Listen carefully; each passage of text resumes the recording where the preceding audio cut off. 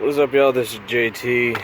After removing a painstaking amount of stuff, and these aren't even all the parts. I've got a whole bin, if you can see it, in there full of parts.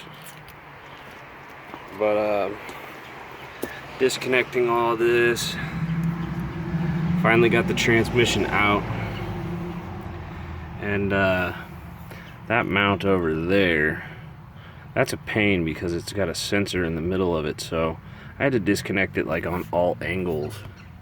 So it's gonna be a pain to get back in, but you can see what I'm saying.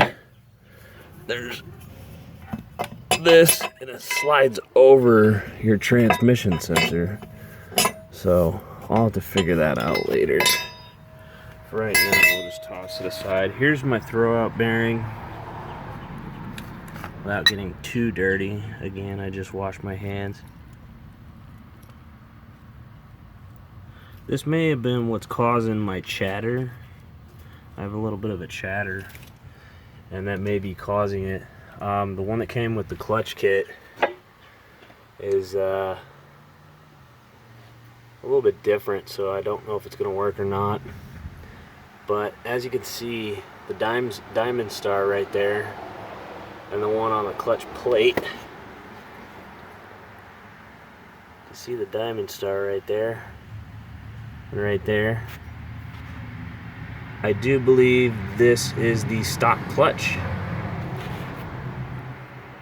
I'm not entirely certain, but I was told that the clutch was changed. I don't know if they replaced it with an OEM or what the deal was, but it was in third gear, fourth gear, fifth gear, it was slipping like crazy. Here's the inside of my tranny. Not too much oil.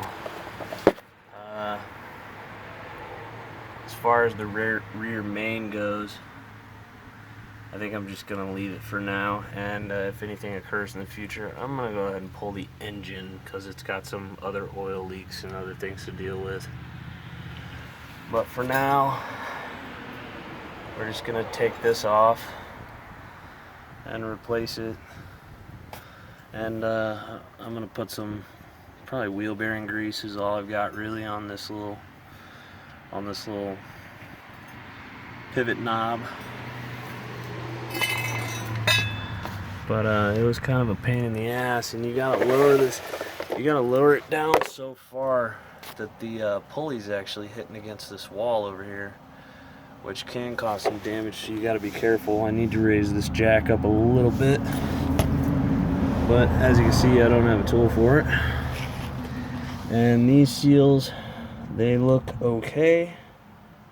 I'm going to clean them and grease them with some fresh, probably wheel bearing grease. It's really all I have. But you can see my turbo, stock turbo. And there's really no rust under this car. It's very clean. You can see, very clean car.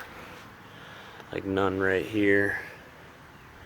A little bit of surface rust where the bolts are, but nothing compared to my other car. Now the slave cylinder, I may have damaged it. I'm not sure. We'll find out. But this thing actually had a turbo silencer. You heard me, a turbo silencer goes in between there. Goes right on that hose, and then the other hose comes out the other side. So my 97 doesn't have this, and it's got a little bit longer of a stock hose. And as long as it's still good and it reaches, I'm gonna go ahead and put that straight to the intercooler. That way it's just less stuff out of my way. You know, less stuff to put back. Whatnot, but yeah, there's the throw-up bearing. Follow up for video 2, and we'll get this sucker in.